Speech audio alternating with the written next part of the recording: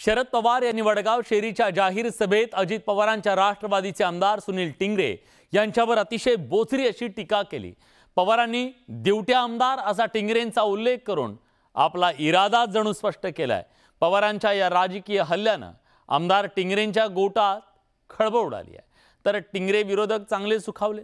पाहूया खास रिपोर्ट। पुण्यातील वडगाव शेरीचे आमदार सुनील टिंगरे आता कुठे पोर्शे कार अपघात प्रकरणातून कसे बसे सावरले होते, तोच शरद पवारांनी पुन्हा एकदा टिंगरेंची तीच दुखरी नस दाबून त्यांना पुरतं घायाळ केलंय। तुम्हीच ऐका शरद पवार टिंगरेंच्या विषयी नेमकं काय म्हणाले। आमदार टिंगरे यांचा प्रत्यक्ष आणि अप्रत्यक्ष संबंध असल्याचं या ठिकाणी प्रायमर फेसी दिसते। पोलीस अधिकारी सांगतो, पुण्याचा पोलीस प्रमुख सांगतो।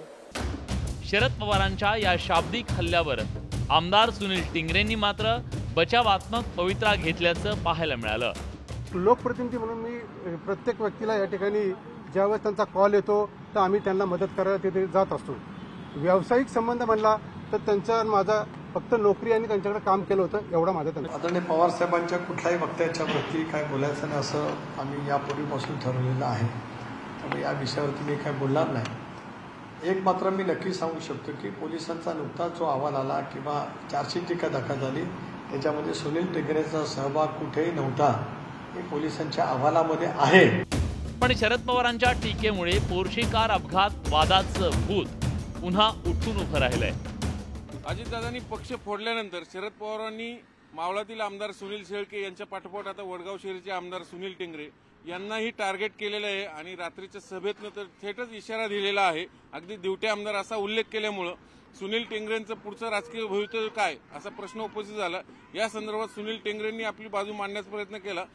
वडगाव शेरीतली ही सभा खरं तर शरद पवार यांनी पठारे कुटुंबियांच्या पॉलिटिकल रिलॉन्चिंगसाठी घेतली, पण त्यातही पवारांनी ठरवून टिंगरेंना टार्गेट करून एक प्रकारे अजितदादांना इशारा दिलाय।